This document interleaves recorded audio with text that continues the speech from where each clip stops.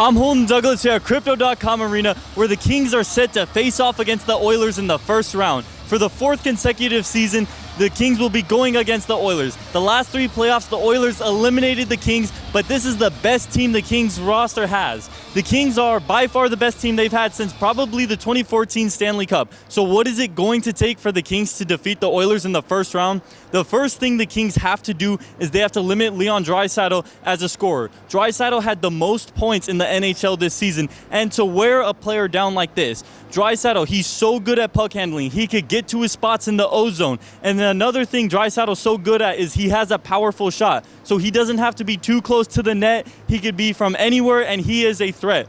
The biggest thing the Kings are going to have to do is they're going to have to get physical with Leon Draisaitl. They're going to have to throw guys like Brant Clark, Mikey Anderson, Vladislav Gavrikov. They're going to have to throw guys, make a lot of hits at him, and really just wear down Draisaitl. If you can wear down Draisaitl, then he's a little less effective. He's not as quiet as what he is in the regular season, but if he's just a little more tired, a little more sluggish, this benefits the Kings because they rely on Draisaitl so much. Another thing the Kings are going to have to do is they're going to have to limit the other Edmonton star, Connor McDavid, and that is a lot easier said than done. McDavid is one of the fastest skaters in the NHL, and he's such a high IQ player. When McDavid is going downhill, when he is on a rush, he finds the open guys, and they get easy goals for Edmonton. What the Kings are going to have to do is they're going to have to keep McDavid on the outside and force him to be more of a goal scorer. Although McDavid is a decent scorer, he's a much better playmaker. So if you make McDavid more of a scorer, that's actually going to make Edmonton's offense worse because they are relying more on McDavid to just score goals instead of getting everyone else involved. So what is the X factor in this game? The biggest X factor in this series is going to be Warren Foegele. He used to play for the Oilers. He's going against his former team. He has the insight of how Edmonton likes to play. So what he's going to have to do is he's going to have to get back on the back checks. He's going to be very important in stopping the transition offense, and he's also going to be important for the offense as well for the Kings. The Kings need him as a scorer as he was tied third in most goals this season. So the Kings, they're going to have to rely on Foegele, and they're going to have to try to slow down Draisaitl's playmaking, Draisaitl scoring, McDavid's playmaking, and this is what the Kings need to do throughout the entire series. They need to slow this series down. They do not want it to be a track meet. They don't want it to be an ice skating show. They need to slow it down. They need to go shot for shot with the Oilers. The Oilers stars, McDavid, Draisaitl, they like to get out in the open. They like to score goals. They like to attack. The Kings need to match them because the Kings have a much superior goaltender. Darcy Kemper is a much better goaltender than Stuart Skinner, and not to mention the Kings have a much deeper roster. The Oilers only rely on two guys where the Kings have a complete roster. The Kings, they must slow this down. They need to go shot for shot with the Oilers, and the Kings' better roster will prevail. If the Kings do this, the Kings will get out of the first round for the first time since 2014, the year they won the Stanley Cup. Live from Crypto.com Arena, I'm Holden Douglas with Infanity.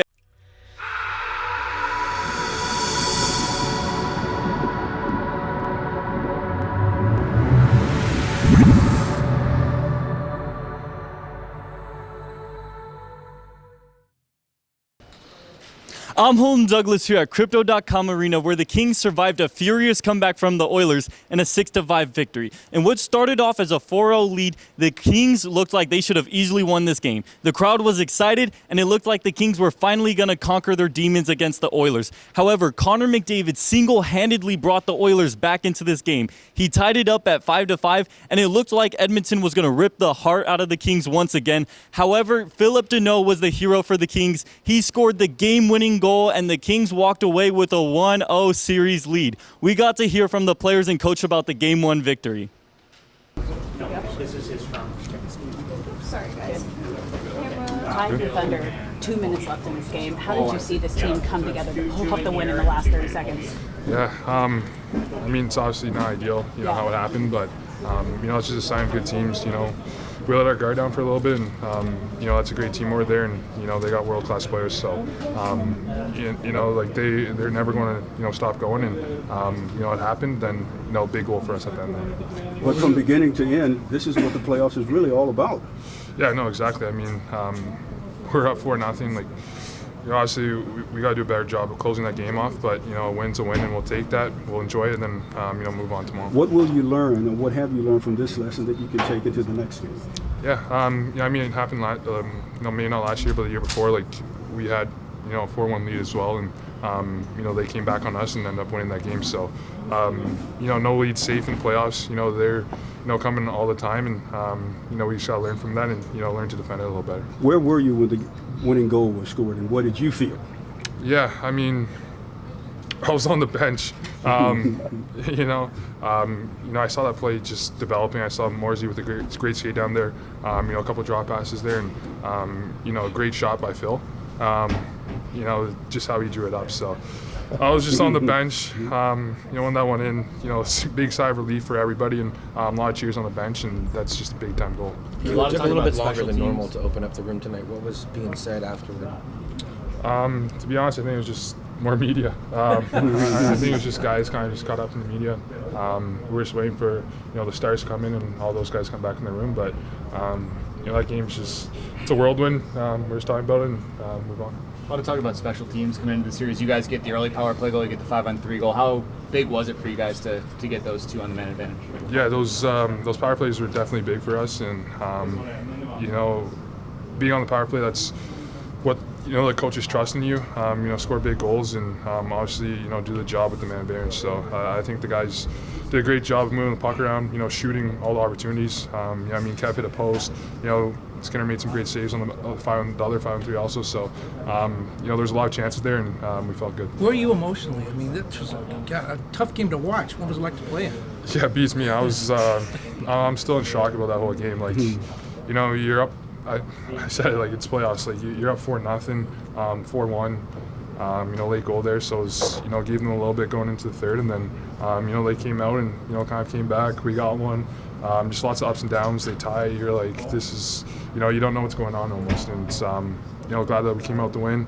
Enjoy it tonight, then get ready for the next one. How difficult will it be for you to try to forget about this one because there's more hockey to play? Yeah.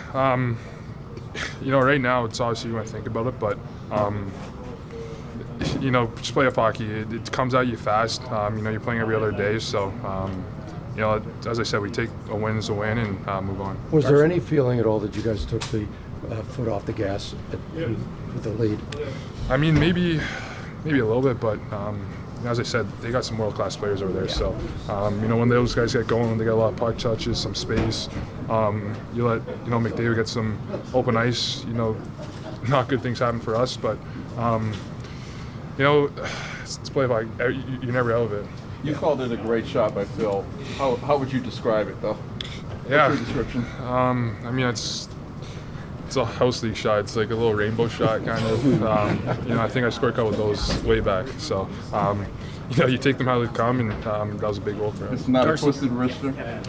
You can say it's a twisted wrister. Darcy hasn't given up that many goals in quite a long time, so what do you need to change defensively heading into next game? Yeah, we got so much confidence in Kemps, and we know we got to be better in front of him. As I said, we just let a lot of great A's happen, and we got to do better for him. Thank you. Percent everybody. Can be happy right now, but got to move on, rest up, and be ready for game 2. And this is what the playoffs is really all about: expecting the unexpected. Yeah, exactly. I mean, we should have win it, close it out. But it's playoffs hockey.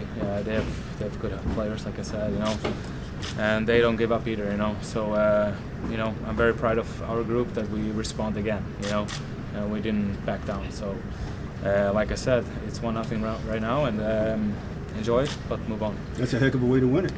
It is, yeah. How would you describe Phil's goal? Yeah, obviously great outman rush. Like I said, we weren't back down. We stay on it. They scored 5-5. So I mean, they just made a statement again. Went there, big time. Big time goals for the power play for the team to score those, to get momentum, and to get even more lead. So we just have to keep it up next game too. Good lesson to learn to that. It's never over till it's over in this league. Exactly, especially against those guys. I think just just keep pushing, keep play our game. When we played our game, I think they didn't have much, so we just have to stay on top of it. Kevin, big moment for Phil there, obviously. 2 goals tonight.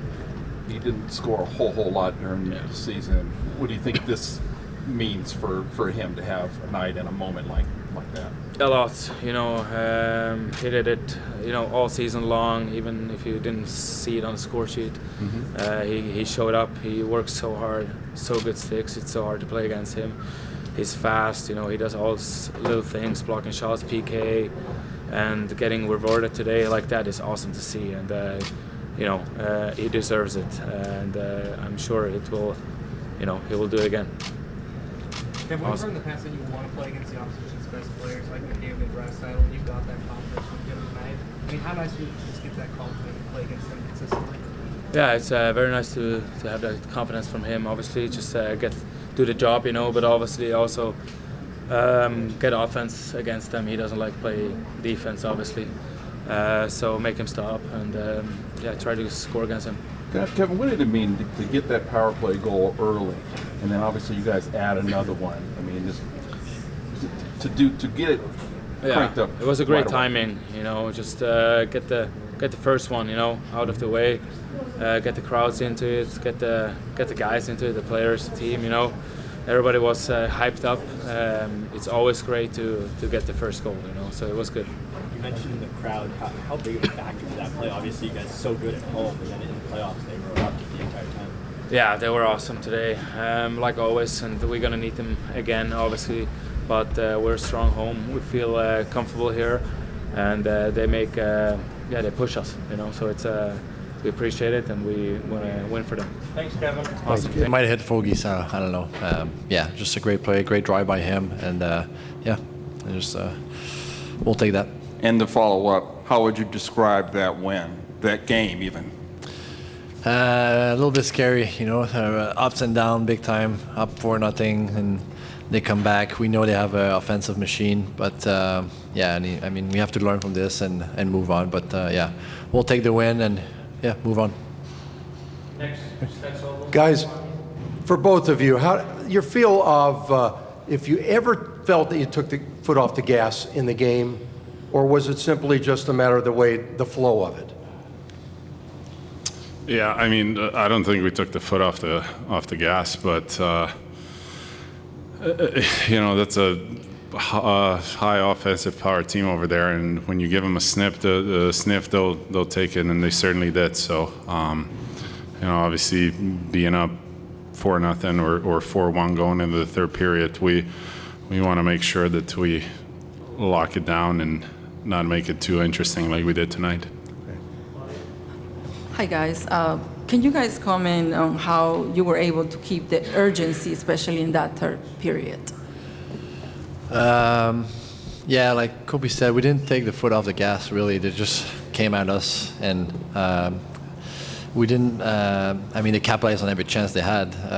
They're a good team, and like I said, they're a machine offensively, and we have to limit those, though. We have to learn from this, and we have to make a little more video maybe tomorrow, and rally back and move on again. For both of you guys, in the last 3 series, you guys have taken the majority of minutes against McDavid and Draisaitl, but tonight you got a lot of support from Q. Was it nice to get a little bit of the pressure taken off you and to have a few shifts away from them with that support from Q? Yeah, absolutely. I think we're both pretty tired of chasing him around the rink, but I think just throughout the season, I thought we've shown that we have 3 really competitive lines, obviously that can handle any matchups, and Q did a great job, obviously, or the whole line, not just Q. So it's most definitely encouraging going forward. Hey guys, thanks both of you for your time. For either of you, both of you, however you guys want to do it, how do you? A win like this, are you exhausted? Are you exhilarated? Are you tired? Are you, worried that they were able to come back? How do you process this? How do you feel right now? A little bit shocking, I would say. Like a big up and a big down and up again. So that's playoff, though. That's emotion, and it's hard to play a game like that mentally. But like I said, we have to learn from this, and it didn't feel like a loss, but like it get us a little bit. So for us, we have to play even better next game, and we have to play a 60 minutes. Kopi, earlier in the year, you referred to Fiala as a game breaker. Is that sort of what you were feeling at 5-2 when he scored that goal? Yeah, I would have. I'm about 90% tonight, because if he would have iced that game on an empty net, it would have been 100%. But I mean, of course, we know what Kevin's all about. We try to put him in a position, obviously, especially on the power play, to shoot pucks and make plays that will make the difference in the game. And tonight certainly was. Not just tonight, but throughout this season, really. And we're obviously going to need him going forward. Phil, how important was it for some of the younger players, whether it's Brant Clark, Hellenius, whatever, those young kids, to just get that first game experience? Huge for them. They played well too. They do their role, you know. They move the puck, like play hard. Yeah, it was. I'm sure they loved it too against Edmonton. Nothing is better than this. So, yeah, it was a great welcome for them in playoff. Yeah, Ajay, Phil signed with you guys in 2022. I think it's safe to say that that was the first sign that you guys were going to emerge from your rebuilding process. Can you talk about what Phil has meant to you guys over the last few years here playing with him, and, you know, for him to obviously have a huge moment in a big night like this? Not too much. Not too much. I mean, just. I mean, Phil's been obviously a great addition first and foremost, and a huge part of this team. He's playing A, huge minutes. B, he's playing on the power play. You know, he's killing penalties. He's one of the best penalty killers in the league, in my opinion. And he does everything that the team asks him to. You know, he's an ultimate team guy. And he, you know, accepted the role, really. I mean, he knew why, I'm assuming why he signed here. And, you know, he saw the vision of the team at that particular state that we were in and going forward. And, you know, it took us a few years, but I think now, you know, obviously the bigger pieces are in place, and, you know, we got to keep on growing as a team, as a group, and, you know, just learn and make steps forward. Final three: Andrew, Austin, Zach. Yeah, hi guys. Congrats on the win. This is for both of you. Wanted to ask you, we talked about the younger players making their playoff debut, but Kuzmenko at 29, his first playoff game, and he certainly looked loose out there. Just your impressions on his productivity, his creativity, you know, what he did, especially early in the game, I guess. Yeah, I mean, obviously a great debut for sure. I'm sure he was a little bit nervous, but then at the same time, you know, I always say that the first game of the first round is probably the hardest game to play in, and now, you know, I think the nerves settle a little bit. Obviously, having a good game like he did tonight and getting the win is huge. And you know, he's been a really good addition for us, right since he got here. So you know, we're gonna need him to play like that going forward and keep making plays and making sure that you know, him and us as a line are responsible and you know, keep being productive. Andre, you've had a front row seat to Adrian Kempe's ability to elevate his game every year in the playoffs. Obviously a great regular season player, but it seems like he finds just that next level. How impressive has that been to watch over the last few seasons, and again tonight with 3 points? Yeah, I mean, he's an unbelievable player. I think he's one of the most underrated players league-wide. Yeah, he's huge for us during the regular season. He usually carries us in scoring and all of that. But you know, when I guess come playoff time, he's got that little edge to him that you know, he plays with, and it's it's very encouraging and also very contagious throughout the lineup. Kopia, special teams, such a big storyline coming in here. To get that early power play goal, then to get the 5-on-3, how big was it to just kind of get that unit rolling early in the series? Yeah, I mean, there's no secret that our power play numbers this year were not where we want them or needed them to be. But then at the same time, we're entering the time in the season where the timely goals are huge. So, getting the first one tonight and scoring, what was it, about 5 seconds into the 5-on-3, that's those are timely goals, and we're going to need that going forward. Thanks, guys. Thank you. You guys back. Thank you.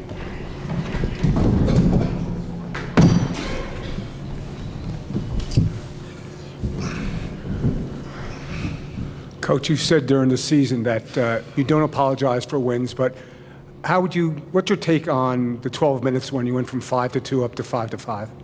We made a couple mistakes. They made a couple really good plays. Played pretty well up until that point, and they're going to make some good plays. We're going to make some mistakes. We didn't make that many. So we did in those moments, and they made good plays, took advantage. Jim, as you look toward Game 2 tonight, joy, relief, worry, what does this win, what column does that fall into? I would say just a good start. We didn't like exactly how it ended. We had a chance, or more than one chance, to put the puck in the empty net and end the game in a less dramatic fashion, which is really what we wanted. But it's hockey. We talked about this in the lead up to this game. That's why we all love it. You don't know exactly what's going to happen when you come to the hockey game or you tune in on TV, and that's why it's so exciting. You got guys out there playing passionately, and different things can happen. And tonight was one of those nights where, from an entertainment perspective, you just had to hold your breath and see how it was going to finish. So we played well. Bottom line, we played well, won the game. Doesn't really matter how at this point or in what fashion. And a few things we got to do better. Jim, just a few months ago, you were talking about how part of your consideration for designing lines was keeping Kevin away from the opposition's best teams. And I know the confidence has grown there, but he got a lot of minutes against McDavid and Draisaitl. That seems like a next-level confidence in Game 1 of the playoffs. I mean, just where are you at with him and his ability to take on those matchups? Yeah, well, I would say, we well-documented Kevin and I this year, but I would say over the last few weeks of the season, he really dialed into doing some of the things without the puck that allowed us to have the confidence to play him against those guys. And I talked to that line before the series started and said, you guys are going to play against him sometime. And they accepted the challenge, and I thought Kevin was really good with that. And I think he'll continue to be. Jim, first of all, how much was home ice advantage an edge tonight for you? And second of all, 41, 0, and 4 when scoring 3 or more goals. Yeah. You keep that going. What does that mean? Again, now with the playoffs are starting, so it's a whole new year. Yeah, well, listen, I mean, I don't know what it is. We've talked about it many times, the vibe in the building. It's a fun place to play, a great atmosphere, our fans. Whatever it is, the combination of all those things has turned out pretty well for us here at home. So I thought the building was electric right from the start. We scored early, which I thought really helped, allowed everybody to get into the game. And then, we forechecked them extremely well. I thought our forecheck, not necessarily the first period, second period was a forecheck for us.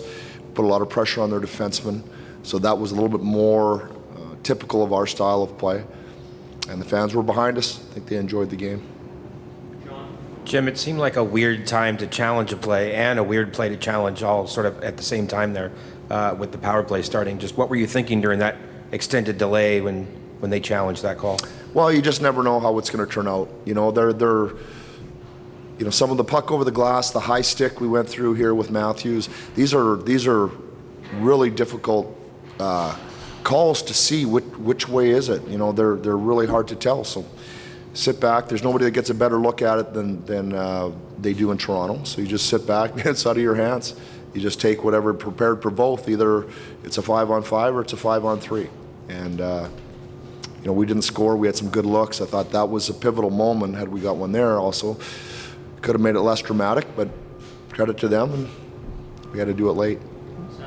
Jim, Kevin talked about why Phil Deneau deserved to get the game winner for the work he's put in all year, maybe without getting on the score sheet. How nice is it to see a guy who does put in some of that maybe off the radar work get rewarded in a big moment?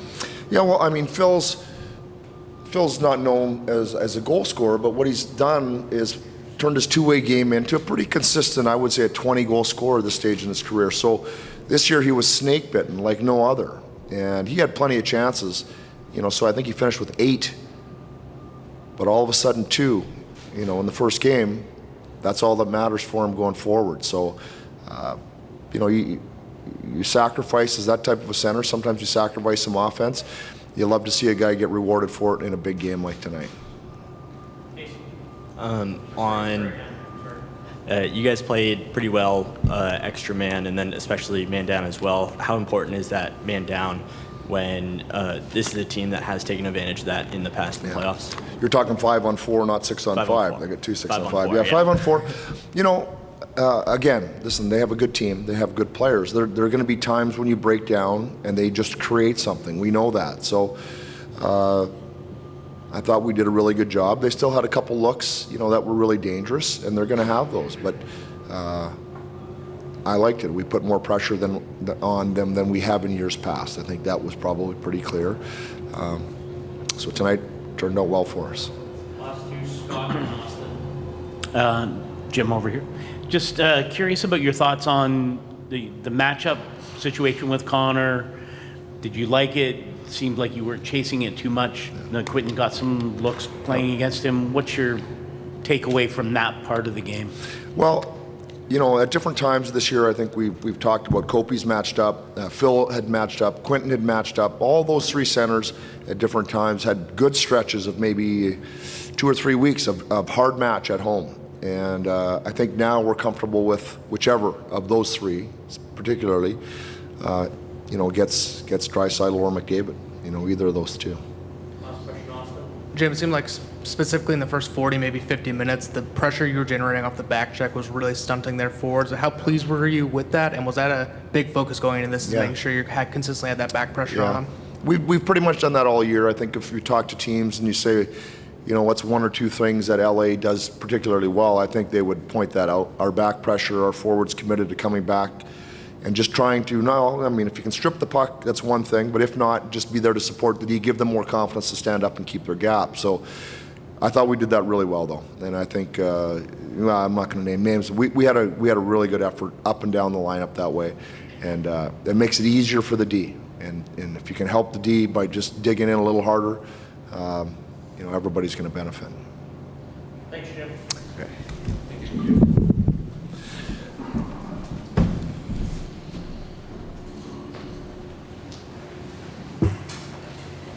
In this Game 1 victory, one of the most important factors was the power play. The Kings got 2 power play goals off 5 opportunity, and this was the ultimate factor in this game. Skinner was pretty bad for the most part for Edmonton, and the Kings took advantage. They got 30 shots, and when they were able to execute on their power plays, it really saved them in this game. The Kings have a 1-0 lead. They got the home crowd on their side, and the Kings are looking to go up 2-0. Reporting from Crypto.com Arena, I'm Holden Douglas with Infanity TV.